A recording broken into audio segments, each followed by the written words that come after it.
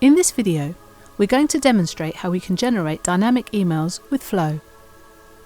Here, we run a custom trigger program with which we select some vendor master records and attempt to send an email.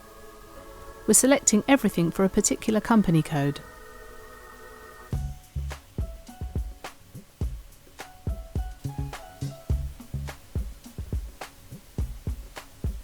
And we can see that a number of emails have been sent. When we look at the emails, the content differs depending upon data in the master records. Parts of the email are either included or excluded, based on some simple business logic. Here we can see paragraphs are added. Or the header section changes colour and has a different logo inside it.